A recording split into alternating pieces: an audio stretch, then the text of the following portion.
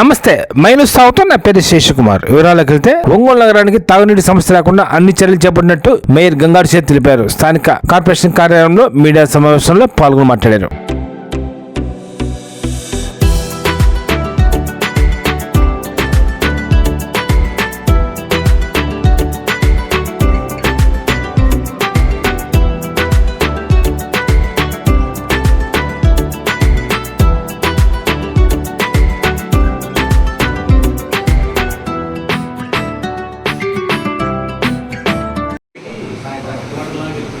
అలాగా ఆ చెట్టు వాళ్ళు రోజు పడుతుంది కిందకి వెళ్ళిన తర్వాత అదంతా కూడా బ్రిడ్జ్ మనం చూసాం కదా ఆ బ్రిడ్జ్ అంతా రన్ చేస్తాం. ఒక చిన్న పార్టీ కూడా అది పట్టేస్తాం. అలాగా ఆ చెట్టు వాళ్ళు రోజు పడుతుంది కిందకి వెళ్ళిన తర్వాత అదంతా కూడా బ్రిడ్జ్ మనం చూసాం కదా ఆ బ్రిడ్జ్ అంతా రన్ చేస్తాం. ఒక చిన్న పార్టీ కూడా అది పట్టేస్తాం.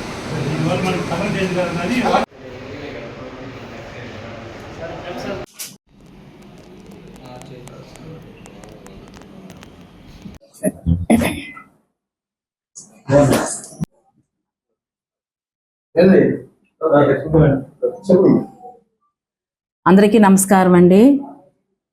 గత 10-15 రోజుల నుంచి మరి ఒంగోలు నగరంలో వాటర్ అంతా కూడా గ్రీన్ కలర్లో వస్తుందని, అలాగనే వాటర్ ఏదో వాసన వస్తుందని, కొన్ని చోట్ల సరైన సప్లై లేదని రకరకాలుగా ప్రజల నుంచి మనకి అర్జీలు రావడం జరిగింది.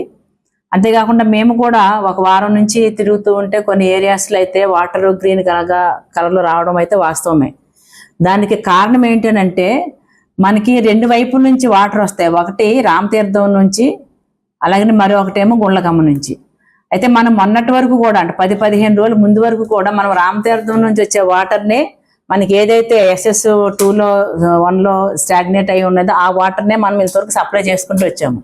అయితే సమ్మర్ వచ్చింది కాబట్టి సమ్మర్లో ప్రజలను ఇబ్బందులు పడకూడదనే ఉద్దేశంతో మనకి ఇప్పుడు గుండ్లకమ్మ నుంచి కూడా వాటర్ అనే మనము గ్రావిటీ ద్వారాగా తీసుకురావడం జరుగుతుంది.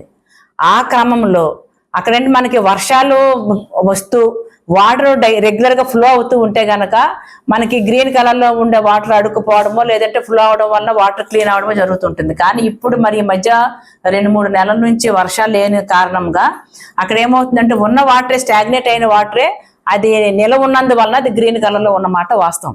అయితే ఇప్పుడు ప్రజలందరూ కూడా ఎందుకంటే మనకి సమ్మర్లో వాటర్ ఇబ్బంది కలగకుండా ఉండడం కోసమే అక్కడ వాటర్ కూడా తీసుకోవడం జరిగింది. ఇక అందరూ కూడా కలర్ మారింది లేదంటే వాసన వస్తుందా అనే ఒక కారణం చేత ఇప్పుడు నిన్నటి నుంచి ఆ గుండ్లకమ్మ వాటర్ స్టాప్ చేయడం జరిగింది. ఇక నుంచి మనకి ఏదైతే రెగ్యులర్గా ప్రతిసారి కూడా మనకి రామతీర్థం వాటర్ ఇప్పుడైతే ఏదైతే మనకి 85% వాటర్ అయితే ఉందో ఆ వాటర్నే మనం మళ్ళీ ప్రజలకు ఇవ్వడానికి మేము సిద్ధమయ్యాము. అలాగే అధికారులను కూడా తీసుకొని నేను ఇవాళ మరి SS2కి కానీ ఫిల్టర్ బెడ్ దగ్గర కానివ్వండి, అలాగే కార్పొరేటర్లతో కలిసి అవన్నీ కూడా సందర్శించడం జరిగింది. ఇప్పుడైతే వాటర్ అయితే ఈ రోజు నుంచి మాత్రము ఏ రకంగా ఇబ్బందులు పడాల్సిన అవసరం లేదండి. అందరికీ కూడా మునుపటిలాగానే వాటర్ తెల్లగా వస్తుంది. అంతేకాకుండా కొన్ని పత్రికల్లో ఏదో ఆలం కలపడం లేదని, అలాగే బ్లీచింగ్ లో ప్రాబ్లం ఉందని, రకరకాలుగా సరైన జాగ్రత్తలు తీసుకోవట్లేదని రకరకాలుగా మనకు పత్రికలు రాయడం జరిగింది. అయితే ఇవాళ నేను చూసినట్టయితే మేము వెళ్ళిన దగ్గర అంతా మీకు ఫొటోస్ కూడా షేర్ చేస్తామండి. సరిపడినంత ఆలం ఉంది, బ్లీచింగ్ ఉంది. అంతేకాకుండా వాటర్లో మనకి ఏదైనా కెమికల్ అది కలవకుండా ఉండడం కోసం లేదంటే మన ఉన్నటువంటి సూక్ష్మజీవులు చనిపోవడానికోను అలాగనే బ్లీచింగ్ కానివ్వండి, అలాగనే వైట్ సున్నం కానివ్వండి అన్నీ కూడా కలిపి తగిన మోతాదులు వేయడానికి అన్ని రకాలుగా మేము అన్ని కూడా చెక్ చేసి వచ్చాం. కార్పొరేట్లతో కలిసి అధికారులను తీసుకుని వెళ్ళి అన్ని కూడా చెక్ చేయడం జరిగింది. కాబట్టి పత్రికల్లో వచ్చినటువంటి వార్తలు అవాస్తవాలు, కొన్ని పత్రికలు వాళ్ళు చేసినట్టు వార్తలు అవాస్తవాలండి. అన్నీ కూడా కేవలము మనం అంటే మొన్నటి వరకు ఏం చేశారంటే మనకి గుండ్లకమ్మ వాటర్ డైరెక్ట్గా మనకి ఫిల్టర్ చేయడం వలన ఆ కలర్ వచ్చింది. ఎందుకంటే ఈ నీటిలో కలపకుండా ఉన్నందువలన. ఇప్పుడు ఇంకా దాన్ని స్టాప్ చేశారు కాబట్టి ఇక ముందు అలాంటి ప్రాబ్లమ్స్ ఏమీ రాదు. ఎప్పట్లాగానే మీకు మంచిగా తెల్లగా ఉండే వాటరు అలాగనే వాసన లేని వాటరే వస్తుంది. అయితే ఈ సందర్భంగా మీడియా మిత్రుల ద్వారాగా మీడియా ముఖంగా మీకు అందరికీ ముఖ్యంగా నగర ప్రజలకు అందరికీ తెలియజేసే విషయం ఏంటంటే వాటర్ని దయచేసి కూడా మనము జాగ్రత్తగా వాడాలి. అంటే నీళ్ళు అనేది జీవనాధారం, ప్రాణాధారం, ప్రతి జీవికి అవసరమైనది వాటర్. కానీ అలాంటి వాటర్ని మనము కొన్ని చోట్ల అయితే వేస్ట్ చేస్తున్నారండి. అలాంటి వేస్ట్ చేయకుండా మనం అందరూ కూడా సక్రమంగా మనకు అవసరమైన మోతాదులో మనం వాడుకున్నట్లయితే మనము రేపు ఈ ఉన్న వాటర్ జూలై వరకు, అంటే జూలై ఫస్ట్ వారం వరకు కూడా సఫిషియెంట్గా సరిపడినంత నీరు ఉంది. కాబట్టి ఎవరు కూడా ఏ రకమైన ఇబ్బందులు పడాల్సిన, భయం పడాల్సిన పని లేదని చెప్పేసి మీడియా ద్వారాగా ప్రజలందరికీ కూడా విజ్ఞప్తి చేస్తున్నాను, తెలియజేస్తున్నాను. కాబట్టి ప్రజలందరూ కూడా సహకరించవలసిందిగా కోరుతూ ప్రపంచ క్షయవ్యాధి దినోత్సవ ర్యాలీని జిల్లా కలెక్టర్ తమీమ్ అన్సారియా స్థానిక జిల్లా కలెక్టరేట్ వద్ద జెండా ఊపి ర్యాలీని ప్రారంభించారు. ఈ కార్యక్రమంలో జిల్లా అధికారులు పాల్గొన్నారు.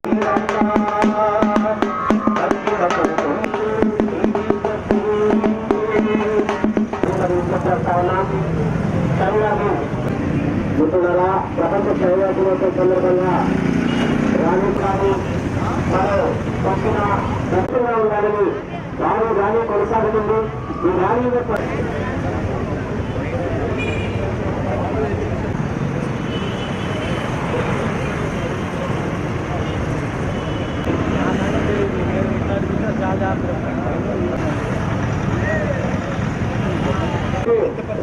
చికిత్స ద్వారా ఈరోజు క్షయవ్యాధిని పూర్తిగా నయం చేసే ముందు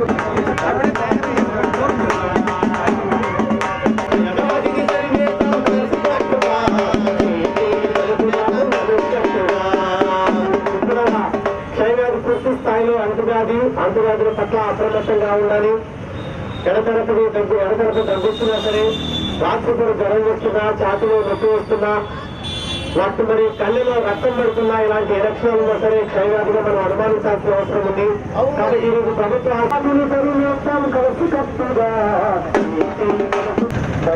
క్రమ పద్ధతిలో ర్యాలీని కొనసాగించడానికి అందరూ సహకరించవలసిందిగా కోరుతా ఉన్నా. అంటువ్యాధుల పట్ల జాగ్రత్తలు ఎన్నెన్నో పాటించాలండి. తప్పకుండా అంటువ్యాధురా వైద్యం చేయించకుంటే ప్రమాదమే సోదరా. తప్పురా అంటువ్యాధురా వైద్యం చేయించకుంటే ప్రమాదమే సోదరా.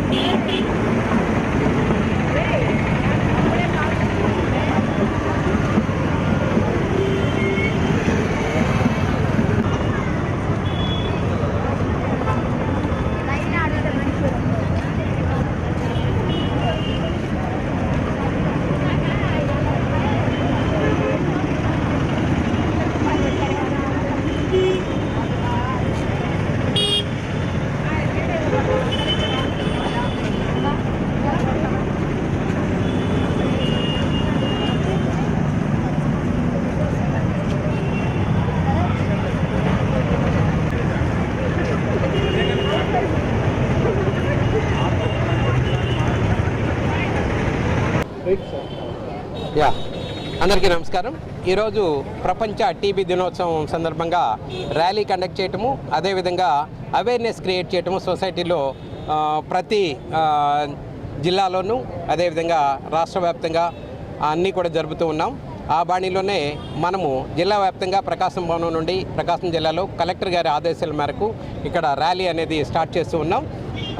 దీంట్లో ముఖ్యంగా ఏంటంటే, ఎవరైతే మనకి టీబీ లక్షణాలు ఉన్నటువంటి సభ్యులు అంటే ప్రజల్లో ఉన్నారో వారందరికీ కూడా సిబినాట్, ట్రూనాట్ అనే టెస్టుల ద్వారా వారిని డయాగ్నోసిస్ చేసి మనకున్నటువంటి జిల్లాలో ప్రతి సెంటర్లోనూ, ప్రతి కేంద్రంలోనూ ఈ పరీక్షలు నిర్వహించడానికి అన్ని అనువైన సాధనాలు ఏర్పాటు చేయడం జరిగింది.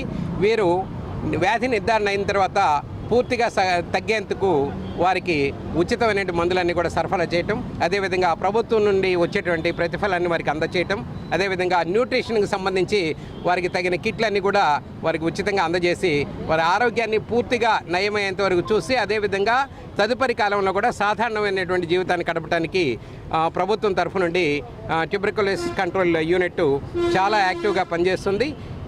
ఈ విషయంలో మీడియా మిత్రులందరూ కూడా ప్రజలకు తెలియచేసి 3 వారాల కన్నా దగ్గు ఎక్కువ ఉండటం, అదేవిధంగా దగ్గు వచ్చినప్పుడు కళ్ళలో రక్తం పట్టడం, అదేవిధంగా 3 నెలల్లో 5 నుండి 10% బరువు తగ్గటం, తర్వాత చెమటలు పట్టడం, ఇటువంటి లక్షణాలు ఏమైనా ఉన్నట్లయితే వెంటనే అక్కడ ఉన్నటువంటి వైద్య సిబ్బందికి తెలియచేసి ట్రూనాట్ కానీ సిబినాట్ కానీ ఈ పరీక్షలు చేసుకొని వ్యాధి నిర్ధారణ అయిన తర్వాత మందులన్నీ కూడా క్రమం తప్పకుండా వాడుకోవాలని చెప్పి మీ అందరినీ కూడా వారికి తెలియచేయాలని చెప్పి కోరుకుంటూ ఉన్నాను.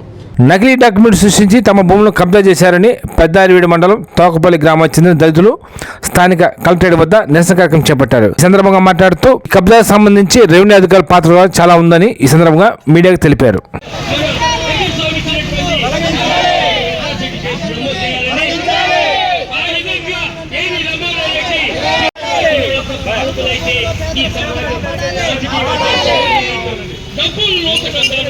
నారాయణ తోపల్లి పెద్దారెడ్డి మండలం.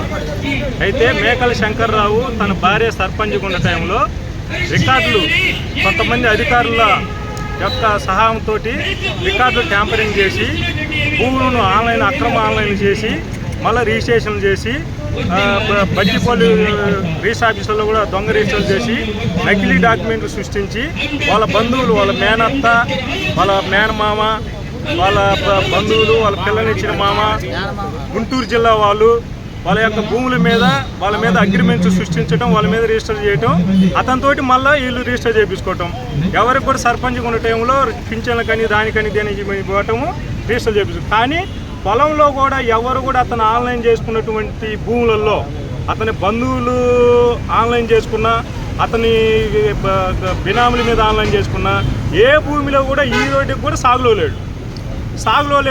వీళ్ళకి ఎవరికైనా నాలాంటి వాడు ఏదైనా సహాయంగా చేసి ఇలా విషయం చెబితే నా మీద 2019 నుంచి 2022 నిన్న 2025లో కూడా 10వ తారీఖు నా మీద మళ్ళీ కేసు పెట్టాడు. ఇప్పటికి నా మీద 8 కేసులు పెట్టాడు. నేనే వీళ్ళ భూములు నేను చింటు తీసుకోలే, నేను ఎవరి ఉద్యోగులు పోలే, కొట్లాట పోలే, ఏడిపోలే. వాళ్ళకి ఏదైనా సమస్య వచ్చినదంటే వాళ్ళ సమస్య కోసం నేను పోయినానని చెప్పి నేను తెలుగుదేశం పార్టీ గ్రామ పార్టీ అధ్యక్షుడిని 2019 నుంచి చేస్తున్నాను. అదేవిధంగా మా బామర్ది చేతులు నారాజు, ఆ అబ్బాయి మండల కన్వీనర్, సోషల్ మీడియా మండల కన్వీనరు, ఆ అబ్బాయి మీద కూడా నిన్న కేసు పెట్టారు. మళ్ళీ ఎవరైతే సబ్జెక్ట్ ఉండి ఈ దళితులకు కానీ బీసీలకు కానీ ఎవరికైనా తెలియని వాళ్ళకి సబ్జెక్ట్ అయితే అతను వాళ్ళ మీద పొలాల మీదకి రమ్మని దౌర్జన్యం మీరు సంపుతాను చేస్తానని వాళ్ళని చెప్పినప్పుడు ఎదురుదారన్న మనుషులు పంపించినప్పుడు వాళ్ళు నా కాడికి వచ్చినప్పుడు నేను సహాయం చేసి ఏదైనా మంచి బట్ట చెబితే అతని మీద నా మీద కేసులు పెడుతున్నాడు.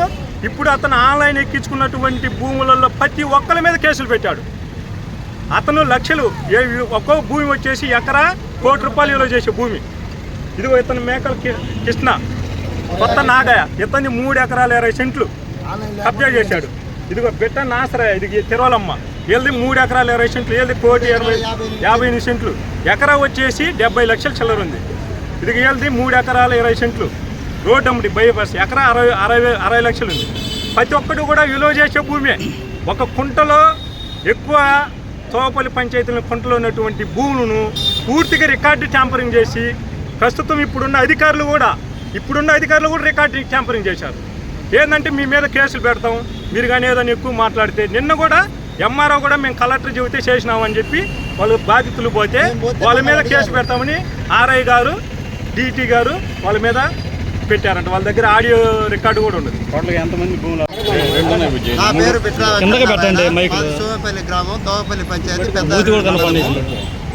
మా పొలం వచ్చేసి 3 ఎకరాల 58 సెంట్లు 102/1Cలో 3 ఎకరాల 58 సెంట్లు పొలం మాది.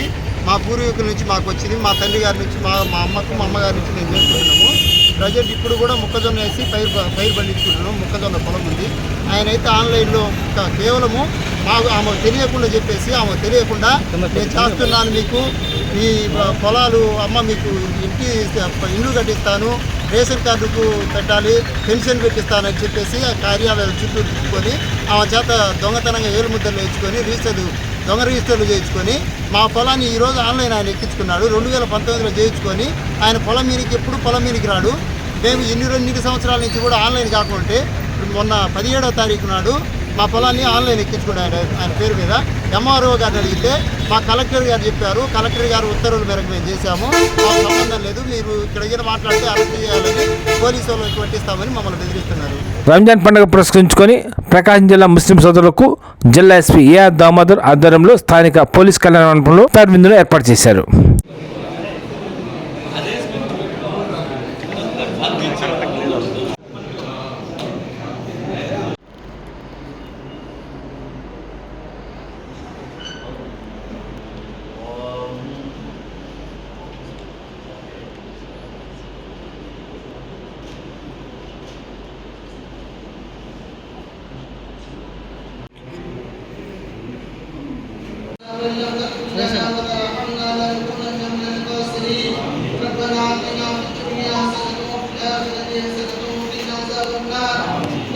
إلا أنت سبحانك إني كنت من الظالمين يا بر الوليد يا بر الكافرين يا ذا القوة المتين يا راحم المساكين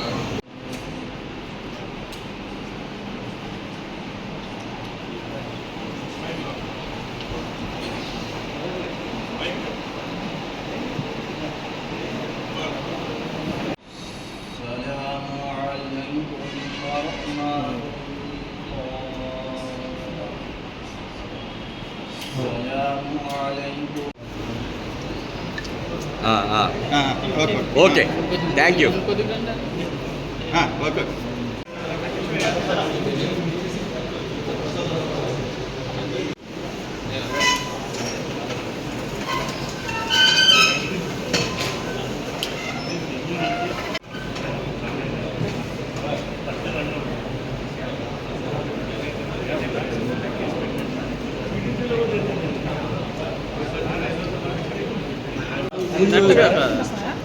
ఓకే గుడ్ ఈవినింగ్ ఎవరిబడి.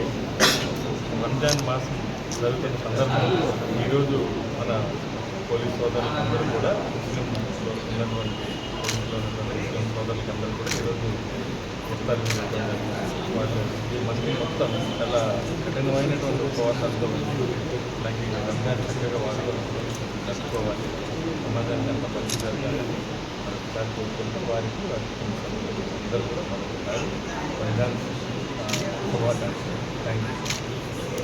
ఈ వార్తలు ఇంత సమాప్తం. నమస్కారం.